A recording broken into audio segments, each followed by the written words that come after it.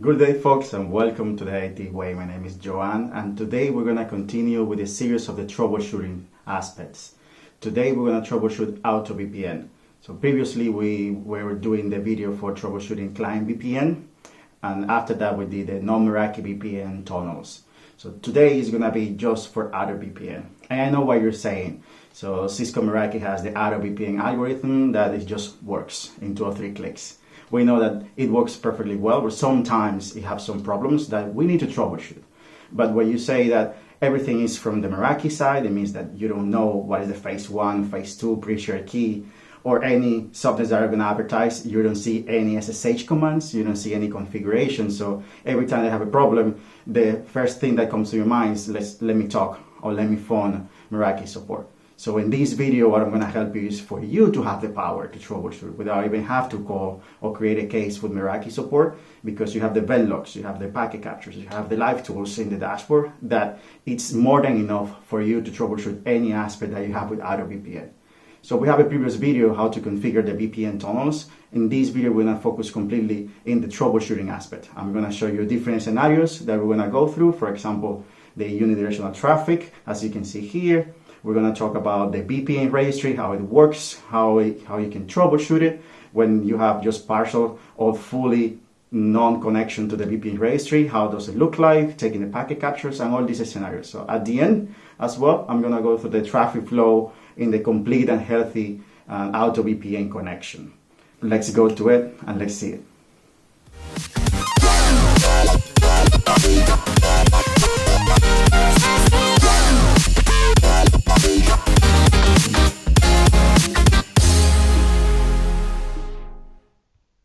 Before jumping into any scenarios, I would like to go for a quick overview of the network and everything that we're going to have and use for all these troubleshooting parts.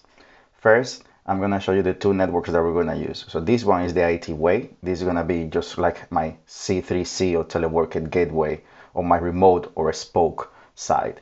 And then we're going to have the other one, which is the HQ. And the HQ is going to be like our headquarters, our data centers, or the hub for our VPN connection. If we go back to the remote side of the spoke, and then we're going to go to the VPN settings.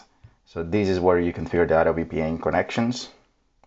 Here you can see that this is going to be our spoke. The hub is the headquarters.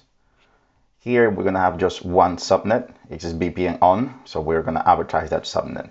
In the other side, since you can see that the option here is the headquarters, it means that it's already enabled in the other side and it's enabled as a hub. And you can see as well here the subnets that are advertising from the other side. So this is going to be the internal subnet and the server's subnet in the other side. And we're going to try to establish the VPN connection.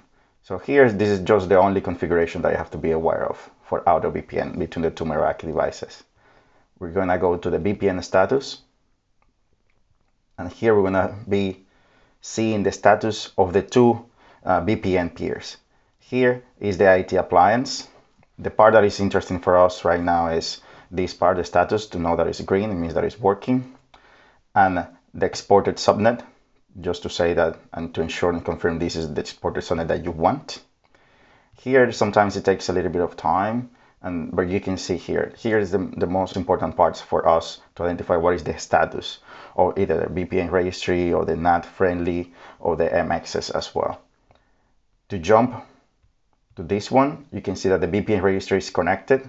So it means that the connection from this remote set 1 to the VPN registry servers is good and healthy.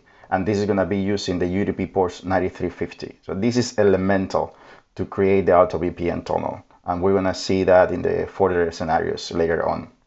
And the NAT type is friendly. It means that you can see that this is our private IP address or the WAN interface of this security appliance.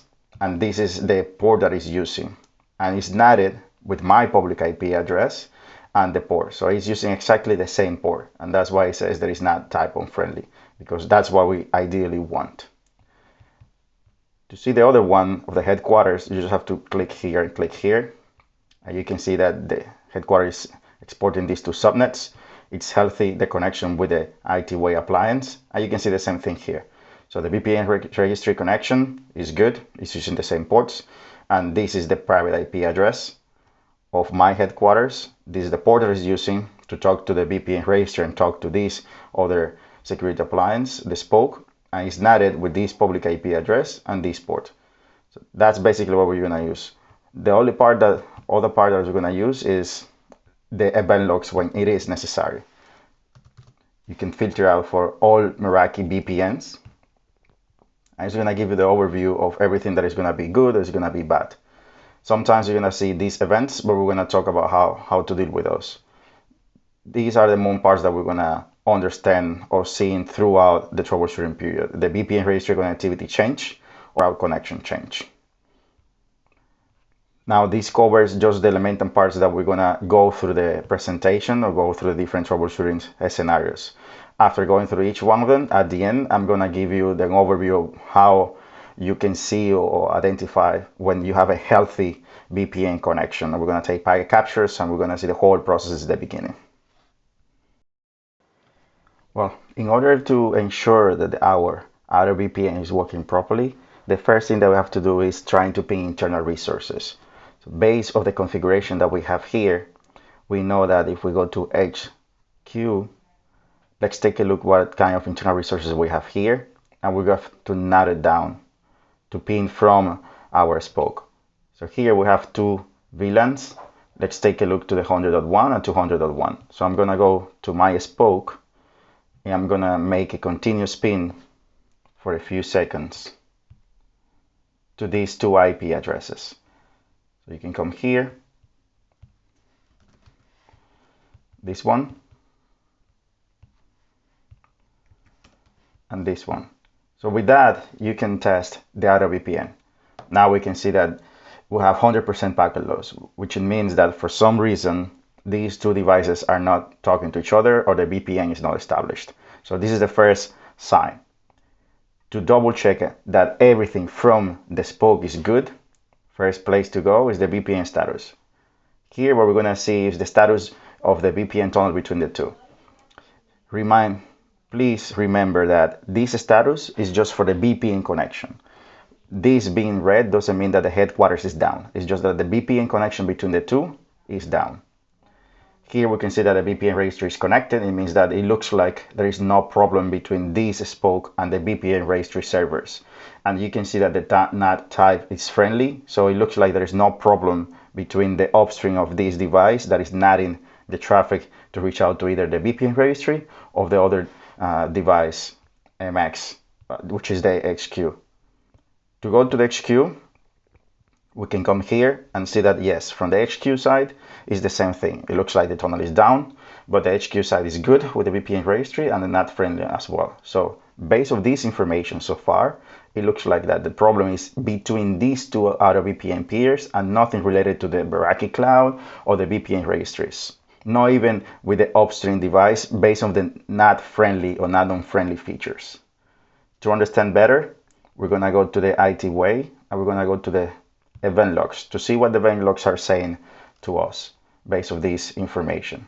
If we go to the newer event logs, here what it says is that VPN tunnel connectivity change. It means that there was a connectivity change. But here you can see that the IP address. So this is very important because if you have the headquarters with hundreds of dozens of spokes, please be aware of what is the event log that you're looking for. If we go back, let me duplicate this tab and we're going to put it down there as well for you to see all the information at one glance. But be aware of the public IP addresses that you are dealing with so you can understand better the event logs. Here I know that my remote sites have this 50.202 and this is the public IP address 92.7, and the headquarters is here. What it has is this private IP address 1.25 and 252.22 public IP address. So if I'm seeing the event logs from the spoke to the headquarters, what I have to look for is for this public IP address in the event logs of the spoke. And definitely that's the IP address. So it looks like that the VPN tunnel for some reason changed to false. So definitely the event log's showing us that the tunnel is down. To understand better why the tunnel is down, then we have to take packet captures. What we're gonna do is take packet captures on both sides. So I'm gonna go to my spoke, I'm gonna take a packet capture, and I'm gonna go to my headquarters, I'm gonna take a packet capture as well. So what I'm looking through these packet captures is seeing the connection between this spoke and seeing the connection to these headquarters. So what I'm looking for specifically is traffic coming from the private IP address from this spoke, if I'm looking at the spoke's packet capture, to the public IP address of the headquarters, and vice versa. So if I look to the headquarters packet capture, what I'm trying to look for is traffic coming from the private IP address of the headquarters to the public IP address of the spoke, with the proper ports that I'm using here, that you can see here for the spoke, and that you can see here for the headquarters. If I don't see this bidirectional traffic with the proper ports, it means that something is going on in between these two devices. Let me stop the packet captures. And let's open. Let's start from the spoke. If I open the one from the spoke, what I'm going to use for filtering is the public IP address of the headquarters, which is this one.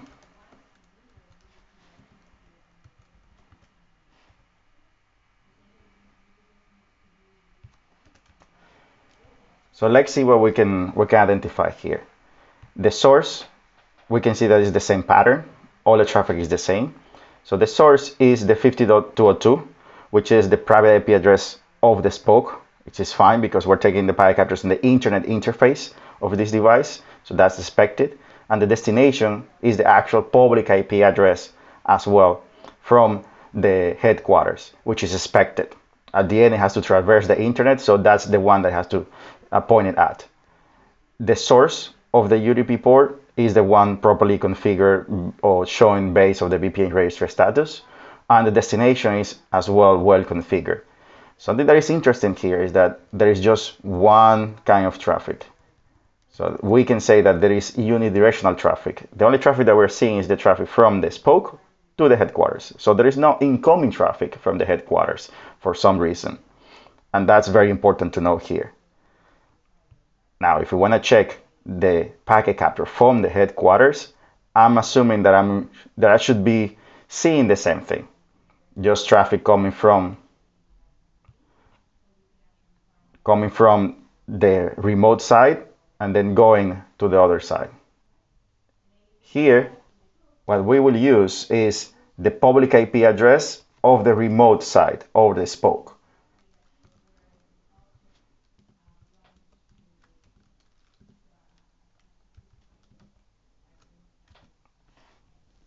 Now let's identify the traffic. Here I can see some bidirectional traffic, so it's not the same as the behavior previously.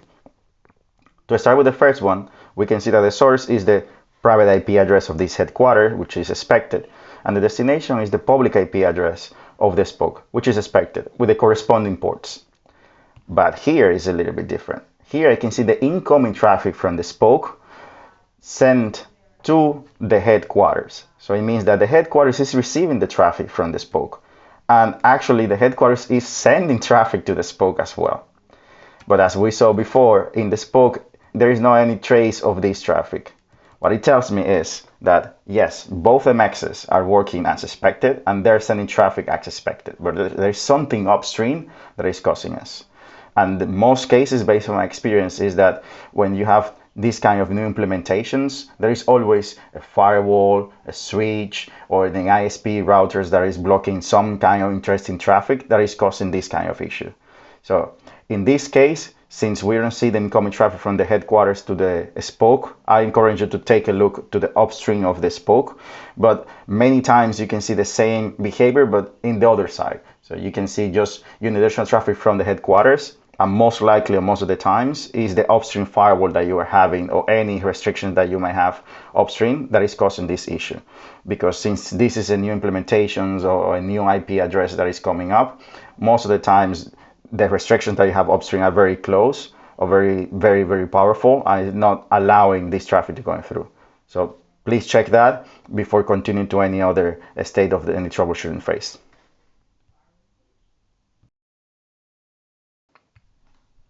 Now we will see one of the common issues as well when you're dealing with AutoVPN, and it's the message regarding the VPN registry. If you go to the VPN status and you go down, and you can see in this live data with all the main aspects for the VPN, one is the VPN registry. Sometimes you will see that the VPN registry is not connected, or this remote side of the spoke is not connected to the VPN registry. So in this instance, this is the behavior that we have at the moment. Sometimes you can see that the status of the VPN connection to the headquarters is going to be good, as you can see here, green, or sometimes it's going to be red. That is going to depend of how long this VPN registry has been there and how often you can receive that. Because sometimes, even though you are not connected to the VPN registry at this moment, based on the cache of the config that the devices had previously, they can still have that information of the previous connections, and they can still create that tunnel. But eventually, if you leave this problem continuously arising, there's going to be some point that the MX is going to override that configuration, and the tunnel is not going to be available any longer. That's why if you see this problem or you see this message, try to address it as soon as possible. I'm going to give you all the tools here to take a look at it. So if you here, you can read that the VPN registry is going to use the UDP port 9350. So that's everything that we need. To corroborate or check the event logs to see what the event logs are telling us based on this error message is the same. If you go to the newer event log, before we were having this error message, VPN tunnel connectivity change, and this is related to the VPN tunnels and the route connection usage as well. If you see the last one is the VPN registry connectivity change. It means that there was a change in this VPN registry connection and now it's false. Since this is event logs for our spoke, we know that we're talking about our specific spoke. The way to corroborate that is just taking packet captures. You can go to the internet interface, take 60 seconds or 30 seconds packet capture, and remember, if we go back, what we're going to try to see is 9350 coming from the internet interface of this MX. And you can check what is the internet interface IP address is this one. So that's what we're going to filter out. You can filter out based of this IP address and the port, or just the port if this is the only device that's going to talk to the VPN registry in your network. We're going to stop it and let's open it.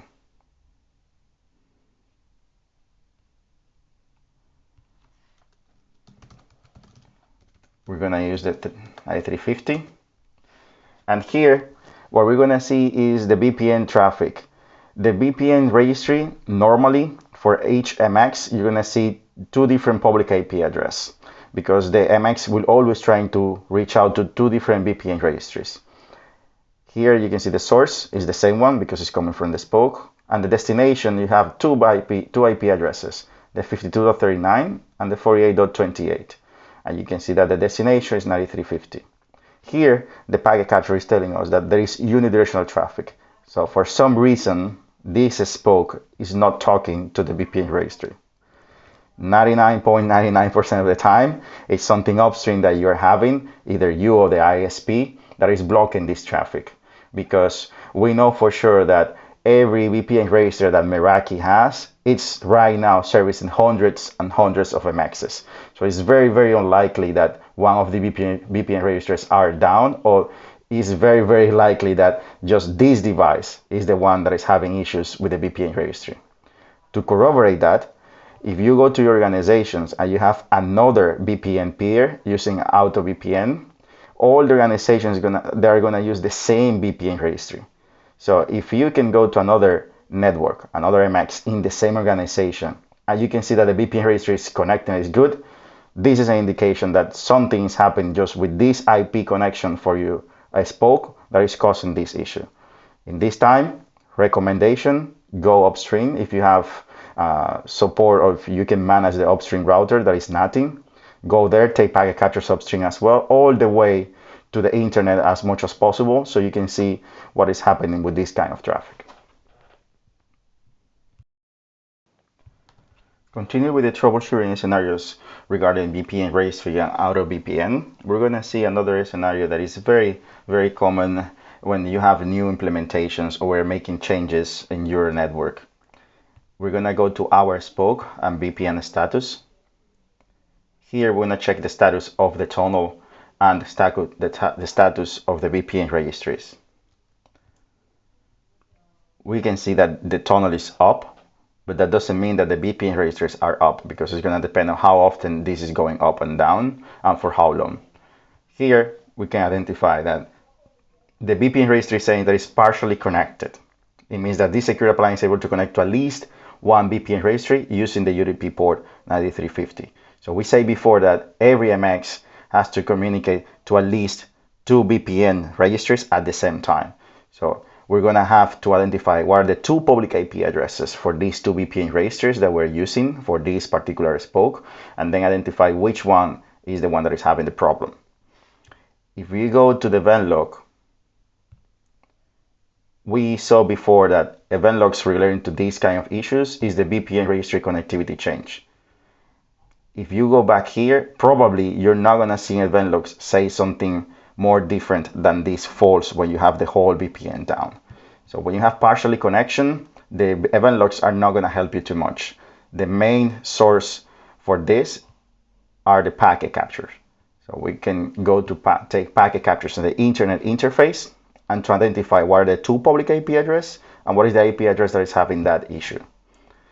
If we go back to the teleworker gateway, we can identify first what is the traffic that we're looking for and how it's going to look like. In the uplink, we know that this is the IP address from the set 3 from my spoke, so I have to filter out with that IP address, or I can filter out with the destination UDP port that we know that is 9350. That's what we're going to do. Let's open the packet capture.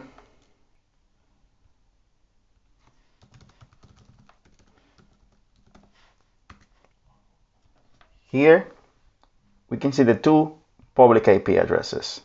One is 209.206.52.39 and the other one is 48.28.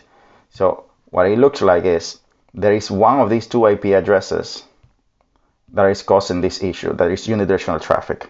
So as I mentioned in the previous video, most likely 99.99% of the times it's something upstream that you're having all the way from your device to the VPN registry that is causing this unidirectional traffic, because these VPN registries are servicing hundreds if not thousands of MXs at the same time. So it's very, very unlikely that is one of these servers that are down or having a problem. To verify that, you can go to any other VPN registry that you have connected to any other MXs here, and if you see that in any of the MXs on your same organization it's good, it's telling you that something wrong with this spoke internet connection that is not allowing to traverse all the traffic to the VPN registry servers. Now that we covered the main aspects of the troubleshooting scenarios for AutoVPN and VPN registry, I just want to have a quick overview of the whole VPN connections between the two VPN peers and how it looks like in the event logs, in the packet captures, and the VPN status as well. To ensure that we have a connection healthy and good, we can go to the VPN status first to have the understanding of the status of VPN registry and if it's not friendly or not. Here we can see that the connection is good, up and running from the headquarters. The VPN connection not friendly is good. So let's go to the spoke and see how it looks like. Here we can see that it's good, it's healthy. And the VPN connection or the VPN registry connection and the not friendly is good as well. This is very important because now we can understand that everything between these VPN peers to the Meraki cloud and the VPN registry is everything fine, and it looks like the upstream is not blocking anything that might cause any problem. We can have it and look here, and it's using exactly the same ports, which is going to be very good for us to see in the packet capture. Let's go to the packet capture. Let's take both packet captures at the same time. And that's going to help us to see if there is any misbehavior between the two. We can test it as well doing a pin to internal resources from the remote side all the way to the headquarters. Everything is fine. And we can see that traffic, well, encrypted using the UDP, but we will be able to see that traffic pattern in the packet captures. Stop it, 30 seconds is more than enough. And let's start from the remote side. Let's start from the spoke. This first thing that I'm going to check is the VPN registry connection. And we know that it's going to use the UDP port 9350. We can see that the two servers are communicating and working. That's why everything in the VPN registry is healthy. The second part is the traffic between the two VPN peers. To do so, from the spoke to the headquarters, I'm going to use the public IP address of the headquarters. And I know that the source IP address should be the private IP address from my spoke, which is this one, 50.202. This is the destination. It's using the proper ports base of the VPN registry. And this is the reply. So here we can identify that we have bidirectional traffic with no problem. Regardless of the pins that I'm doing, you should see bidirectional traffic all the time. So you don't need to generate a pin or any traffic to see this bidirectional communication. So you can take any packet captures at any point and you should see this traffic as well. So everything looks healthy from this side. Let's take a look to the headquarters. In the headquarters, I'm going to do the same thing. First, let's check if the VPN registry is there. You can identify that it's using the same public IP address as the spoke because it's going to be the same one for the whole organization. And you can identify the bidirectional traffic. So everything is working as expected. The other part that we're going to check is the IP address.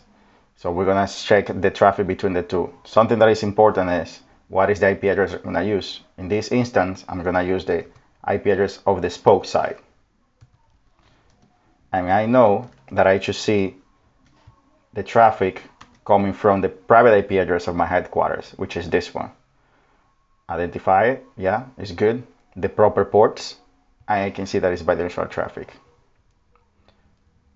If you don't see this traffic and you can see ports that are completely different coming from the VPN registry, check upstream because most likely you're going to have a NAT that is unfriendly, that is changing the ports while you're sending traffic. So that is very common if you have a NAT that is changing the traffic of the port when it goes to the VPN registry and when it goes to the other VPN peers. That's why it's very important for you to check what are the ports that are saying here and compare those ports with each VPN registry status of each VPN peer. And that's how it looks like. Bidirectional traffic all the way. So with that, we know that we have a healthy VPN connection between these two VPN peers. And that's how you troubleshoot the AutoVPN connection between the MXs.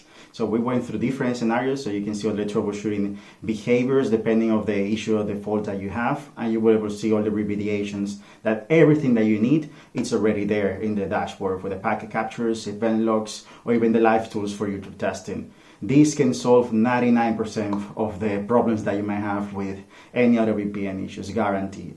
If you have any other problems that we didn't cover in this video, feel free to put your comments below. I'm more than happy to help you. As well, if you like this video, just like it, subscribe and share so we can continue making more videos as helpful as this one. So that's how you troubleshoot it in the Meraki way. See you in the next one.